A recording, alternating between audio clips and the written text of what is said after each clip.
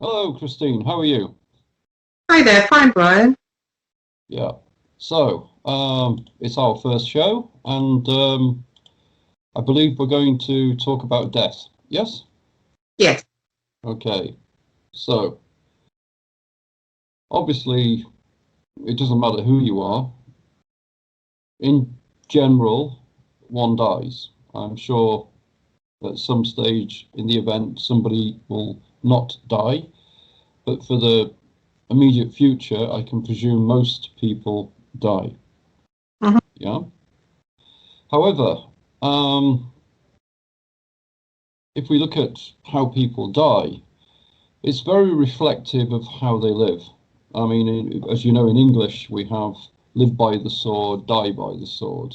So, in much the same way, if a person is not prepared for dying, then they are going to die in the mindset that they were before they started their journey into death. For example, some people are working maybe 7 o'clock in the morning to maybe 8, 9 o'clock at night. And they're doing that for like 15, 20 years, sometimes even longer. And then they're going into retirement. However, they know very little about themselves. And when they do become ill, their entire lives become sanitized, don't they? For example, in the West, death is sanitized. When somebody is ill, they get taken to the hospital. In the hospital, they're then annexed away from people that they know, and generally speaking, they die surrounded by, by people they don't know. Some are lucky and can die with their relatives. However, the point is, it's annexed and it's away, and really, there's very little advice given on how to die and how to die correctly, where other cultures, even going right back to sort of Egypt, very much of life was dying. And if we look at Tibet, we look at India, these countries are always preparing themselves for the inevitable. However, in the West, we tend not to. Would you agree? I think so. And I also think that Indians that are living here don't know to die. For instance, as a psychic, I was called out to a man who was living in Harrow who had stomach cancer. And I don't know if they expected me to do healing or not, but I did put him in a candlelit room, dark, lit candles, and laid my hands on his stomach, saged him, and felt kind of his dark energy going into me, and it felt I wanted to take it. I took as much as I could. The next day I felt as if I had cancer myself. I was eating really carefully, but the most that I could do for him was to stop. I felt that he was feeling a lot of fear, and I said to him that his mother and his father were waiting for him. They were preparing a celebration, Hmm. and I wanted him to get a picture of a temple, like a temple in India, a really beautiful golden temple, which was sat next to a river. And I Hmm. said, I want you to imagine floating down that river on something beautiful, going towards your parents that are having this celebration for you. And I want you to think of that. And he kept saying, am I going to die? Are you sure I'm going to die? And I said, it could go either way, but I knew he was going to die, but I didn't want to tell him because he has so much fear around it. And I just kept telling him to do that exercise, to imagine himself floating down the river and going through the temple, inside the golden temple. And his parents are inside there preparing a party. He died a few weeks after that, and I hope I helped him. But it just goes to show that people that are here that are of the Hindu faith are still not really in touch with dying properly. Yeah, I think you're absolutely right. But I suppose I'm spoiled because ordinarily I spend most of my winter in India, and I work with quite a lot of gurus and a lot of adepts. I'm very, very lucky about that. But I presume you're correct. I presume the average Hindu is probably not that in tune with how to die at the moment, because everybody works so tremendously hard and everybody concentrates on living, which may or may not be an advantage. However, you know, the Hindus that I do know who understand how to die, when they get to round about sort of like the 40, they start doing more meditation. They start working with the chakra systems, and they are slowly preparing themselves to be spiritual. However, they're also preparing themselves to pass over into the other consciousness.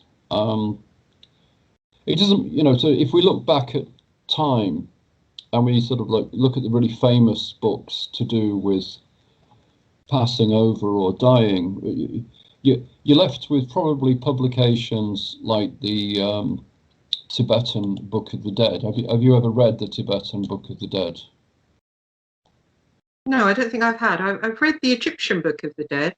Yeah, well, the Egyptian Book of the Dead is quite interesting. Yeah, I like the Egyptian Book of the Dead. The fact they go through it's a sort of like a labyrinth they go through. They don't actually use the word labyrinth, and then their heart is weighed against the feather, and if the heart is too heavy, Sobek, I believe it's Sobek or another crocodile god eats the heart. Yeah. However, Anubis allegedly helps them pass through the corridors. Now, interestingly, if we go back further and we go back to, say, the Emerald Tablets of Thoth, have you read the Emerald Tablets of Thoth? No. Have you come across them? Well, the Emerald Tablets of... I find them a little dull. The Egyptian Book of the Dead has some beautiful prayers and poems. But I agree with you on that. But the Emerald Tablets is probably more kind of esoteric and spiritual. In it, Thoth talks about going into the halls of Amente.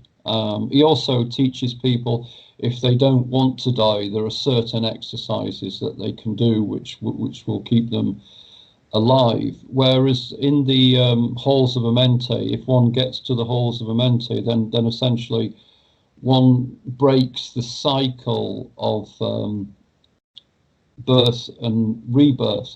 I mean, much the same thing is spoken about in the Bardo Sahal or the Egyptian Book of the Dead. I mean, essentially, the whole thing is to keep one in a, if you like, in a lightened state. A lot of it ties into what we would understand in the West as chakra energy.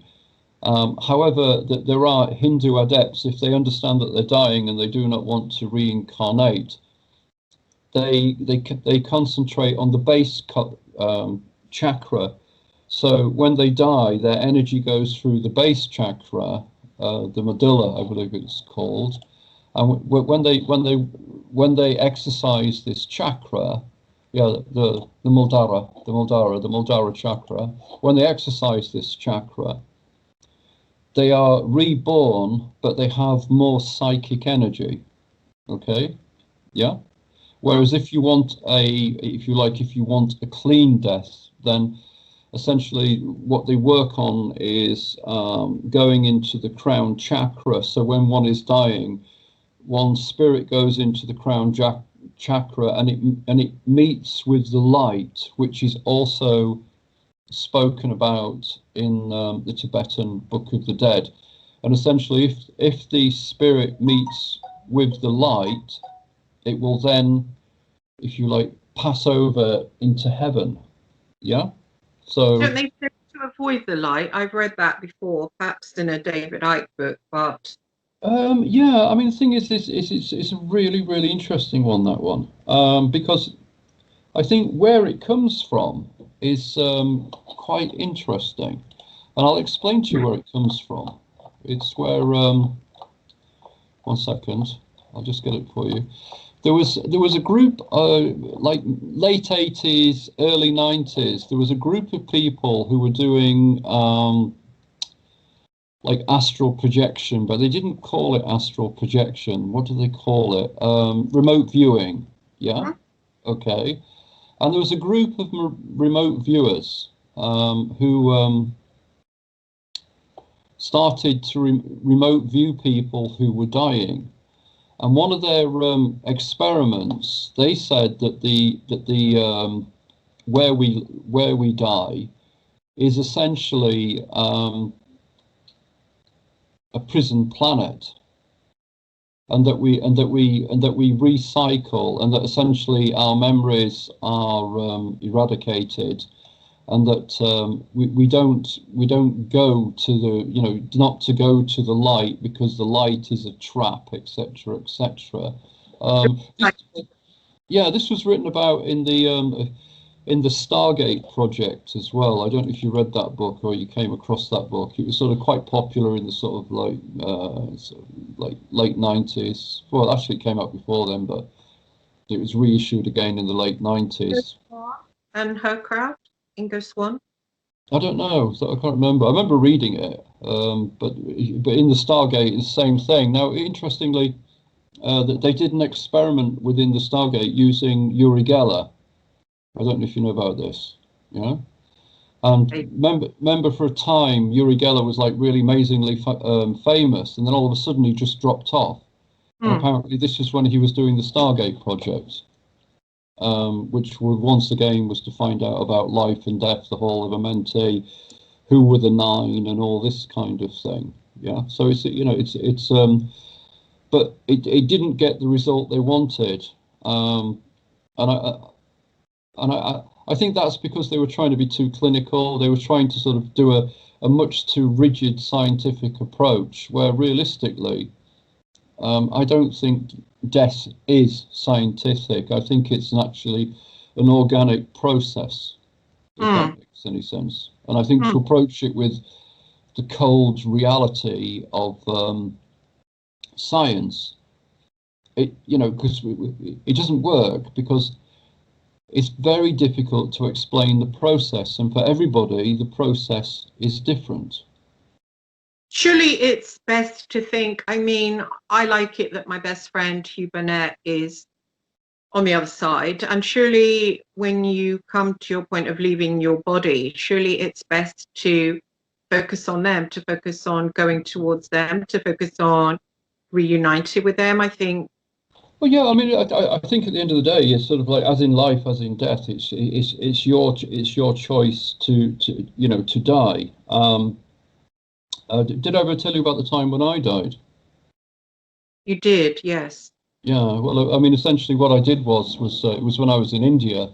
I took a drug which gave me, if you like, clinical death. It was only for about maybe a couple of minutes, but I was clinically dead for a couple of minutes, and I compared my experience to somebody who had died naturally, but they revived them, and both experiences were very, very similar. You know, she described what happened, and what I was describing what happened. They actually mirrored. Yeah. However, like I said, it's very, very different, because, you know, some people will see relatives, some people will go to places that they've always, you know, assimilated with. Others will kind of head towards the light, or try and, if you like, ascend to higher levels of consciousness before they die. I mean, I think it's very much on the individual and what the individual knows and believes in. Yeah, aren't we too attached to our egos? Most people too attached to their egos and who they are, and then they know they'll be leaving who they are. And if it's something that they've clung to, something that's given them a lot of pleasure, I would imagine it will be really painful to leave who they are. Yeah, well, I mean, when I was given this drug in India, I'll explain what happened. That the first thing is that happens is that the soul begins to leave the body. And when the soul begins to leave the body, there are like a myriad of lights all around you. Okay? Then you go through the lights. Well, obviously, I've been in a practice occultist for a long time, and I knew to go through the lights. If you concentrate on the light, then essentially that will affect your rebirth. Yeah? Like, you know, so if you concentrate on the sort of the base chakras, then your rebirth will be different as if you concentrate on the crown chakra. However, I concentrated on just going through the lights and heading towards what I understood was the crown chakra. Now, I went through the lights, then I went into a period of darkness where there was absolutely nothing. And then I saw what is often described as the black sun. Now, when I went through the black sun, I lost all consciousness. So I can't tell you exactly what happened when I went through it, but literally I blanked out. But before going through the black sun, I had to ditch my egos, and it was like really interesting. And eventually, when I got rid of all the egos and all the baggage which was keeping me on earth, it was strangely liberating. But the other thing was that two things happened. One, I understood whatever I knew was inconsequential, because there was a if you like a knowledge and a love beyond what I was. Yeah, and I was going to meet this, what I can only describe as a universal consciousness. And as cliched as it sounds, it's absolutely full of love. Yeah, so I went through this, headed towards this universal consciousness, and then found myself as part of the universe, which was really quite, it was unbelievable, the feeling, but actually knowing that I was actually nothing, but I was also part of something. Yeah, so I was nothing and part of something. And then I came back, and when I came back, I understood that, like, everything that makes us human, we select. Because I'd done the reverse. I'd got rid of everything that was human so that I could traverse into, like, the higher level of consciousness, if you wish.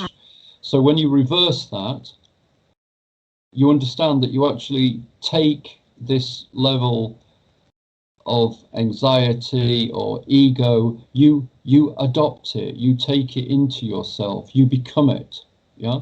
Whereas when you die, hopefully, if you can die correctly, you become nothing, or to coin Sira Nisra Magada Marahaj, you become that. And that's exactly what I felt, if that makes any sense.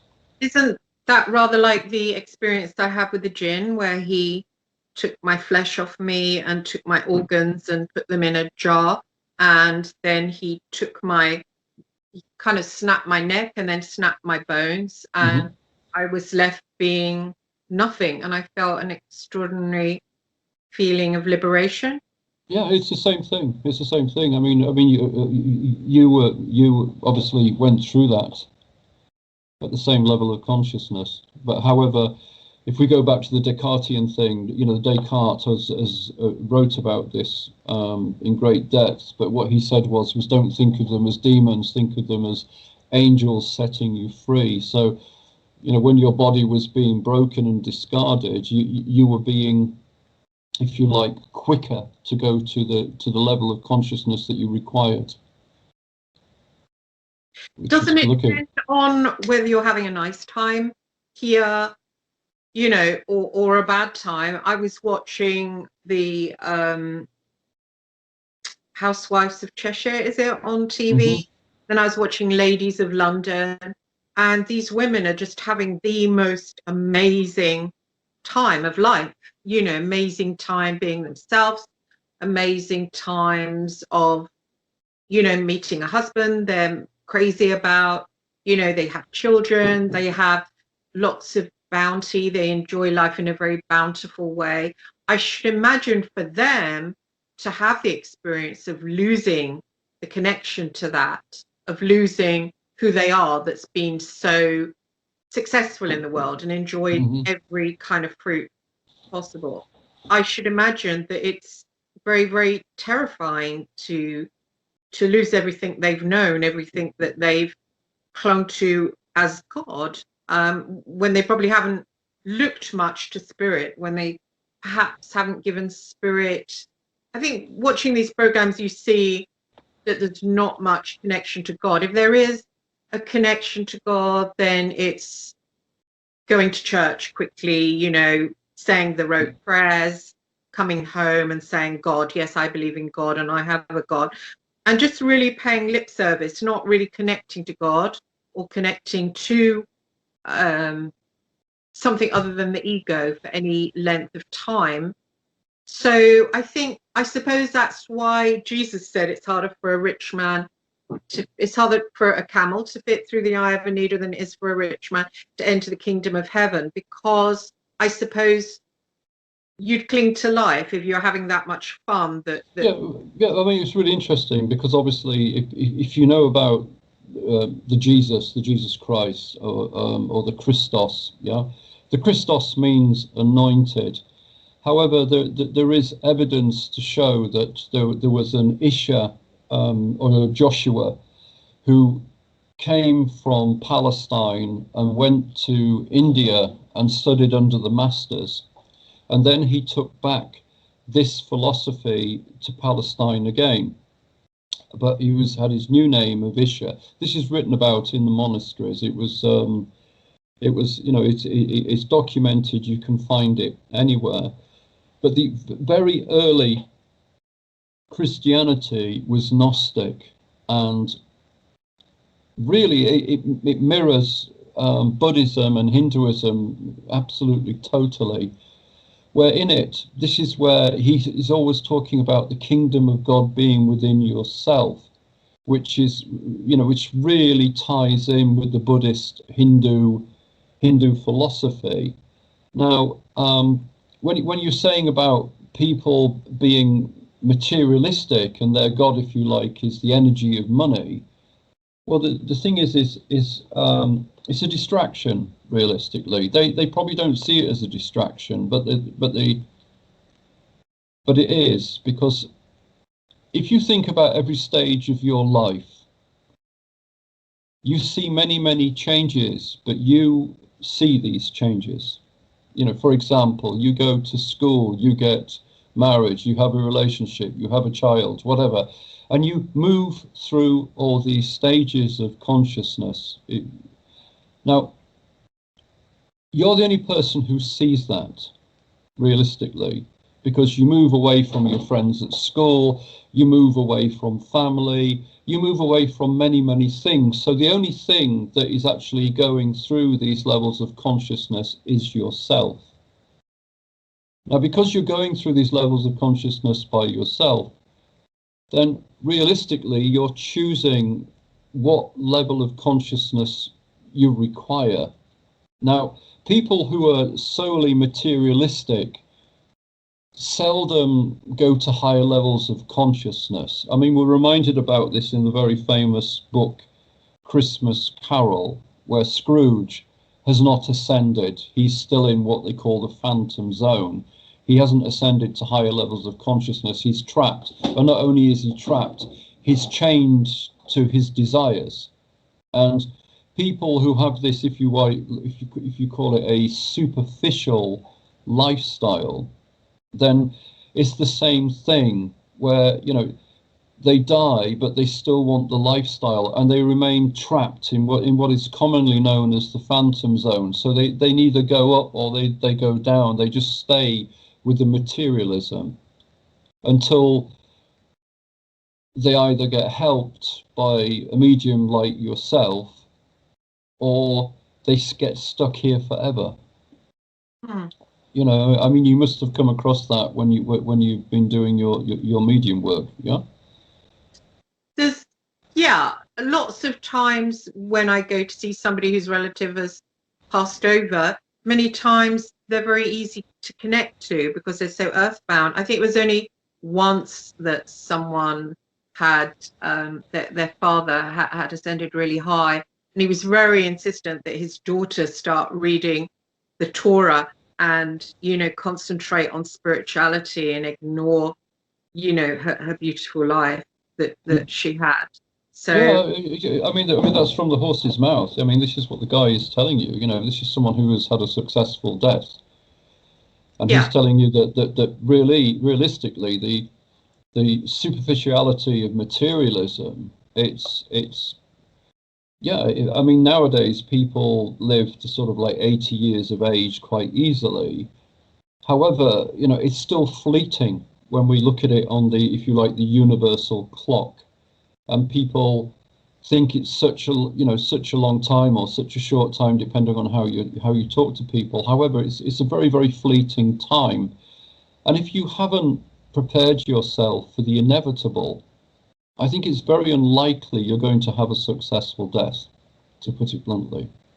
but does And society promote these things, like, you know, for the programs that it puts out, and we're seen as very unsuccessful if we don't have these things, and also that way of life is shown to be really living, and if you're not having that experience, you're not really living. well, I That's mean, there in magazines, it's put out there well, into yeah. I mean, the thing is they have to sell magazines, don't they? I mean, you know yourself. I mean, you know, you are a world-renowned writer, and however, you are selling fantasy. Yeah. I mean, when you know, when you are interviewing them, interviewing people, you're interviewing one aspect of their life, and you're promoting that one aspect of their life. For these women's husband to be tremendously successful, then they have to beat people who are not so successful. So they get the yachts and the money, but the people they beat may suffer bankruptcy or may lose everything. You know, so it's, you know, life is very much yin and yang, and it's, but it's a little bit trickier than that because we don't have the direct yin and yang. We have a more of a multicolored yin and yang. However, even in the yin and yang, you have one black dot in the middle of the white and one white dot in the middle of the black. But like I said, you know, when we look at television, we are only shown one aspect. I went to a lecture many years ago with Spielberg, and Spielberg's first question, it was a closed lecture, and I was very lucky to attend it. And Spielberg's first question to the audience was, "What's the difference between Tom and Jerry and the news?" And there was some brilliant answers, and he said, "Well, you know, so you know," he said, "I appreciate your brilliant answers, but realistically, there is nothing between the news and Tom and Jerry because they're both made for entertainment." Hmm. And it's the same when you're writing. If you're not entertaining your reader won't write, you won't read it. So when they're showing these programs of these women who are like having such a good time and they have no problems, etc., etc., I am sure they're cherry picking their lives to make them look super, so to speak, or they may well be just being completely biased. For example, if you look at, say, pop videos, it shows you young men and young women singing on these pop videos and living in big mansions, and many of them go home to their council flats after making the video. I mean, I hear you, but I think it's put out there as something to aspire to, and I think a lot of women and a lot of men are, you know, aspiring to that and are living that way, and it's, you I know, agree with you, yes, but it's superficial. yeah, oh, it is, yeah, but it's like, what can we do next? What holiday? You know, even celebrating Christmas, you know, where will we go? What will we feast on? And I think God isn't given a look in, and society promotes that. So when death comes, I think it terrifies people because it's like an end to something they've really focused on. And death is something that they haven't given, you know, they haven't given much of a thought to. I Yeah, think. I totally agree with you because the thing is that we are promoted that we are going to live forever, and if you ever are with somebody who dies in hospital, the doctors, yeah, they're sorry the person died. However, you can feel the resentment that they've had to let the person die, and you know, they feel that they've lost the battle, if you wish. Yeah, you know, they can no longer keep this person alive. And to me, that's also really terrible because, as I said at the beginning, death is so sanitized. You're taking into a little room, you've got nurses round you and strangers round you, and then you die, and they ring up your relatives who come, and then they go in the morgue, they cry their eyes out, and then they fight over your house. A lot of it doesn't really make any sense. You know, that natural cycle. For example, I was lucky enough to see my grandmother die.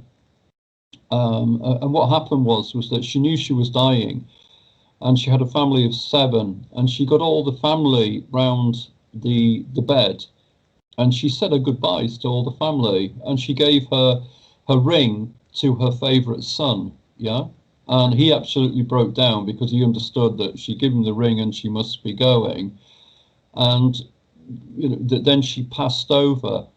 But essentially, this lady passed over, you know, my nana passed over, surrounded with love. There wasn't machines beeping. There wasn't doctors angry because the cash cow has died. You know, she just faded away with all the family around her. And then, you know, sort of like she was laid out, you know, the women washed her, they prepared her, and you know, and then she was a few days later she was cremated. However, you know, although it was a very sad situation, the, the my nana died surrounded by love, and I don't think you can really beat that. I don't know what you think. Yeah, no, of course. I mean, I wasn't there when my best friend died, and I really wish I had have been. It was a friend of his that said he doesn't want anyone to come to the hospital. And then when I spoke to his mother at the funeral, she made a comment that made me realize that actually he probably didn't say that. It was just a friend who was concerned about his will, etc. And I just wish I'd have pushed, to go there and see him and not just listen to someone else who said stay away. Well, Um, yeah. I mean, that's the thing about, like I said, the death has become sanitized, whereas, you know, there's almost a stigma to it. Like I said, you know, someone's in hospital, they're very ill, they're approaching death's door, and instead of, if you like, embracing that, it's like, oh well, you know, you can't come and see them until Thursday, and blah blah blah. Then you get the phone call at work, oh, so and so has died. hmm, Realistically, is that all the person is worth? One phone call? I know it's not right. I It's not feel right. bad about Hugh dying like that, and I should have just crept along there when With Rupert the wasn't options. around. I feel bad, and his things as well. His things were in his house, and I wanted to keep his books. He was a very learned man. He was a Hmm. TV producer. Worked for the BBC. I wanted to keep his books, his notepads, and this other guy went round there, and I just came round at the point, and I saw a lorry driving off, and I said, "Oh, what's the lorry?" And he said, "Recycling. It's just," he said, "I just put all his stuff in there." He said, "It's of no value." And I thought, "Oh, come on, he's a writer. He's a writer. He was a film director, and he had so much stuff that was of interest. And I would like to have kept it all." Well, yeah. There's so.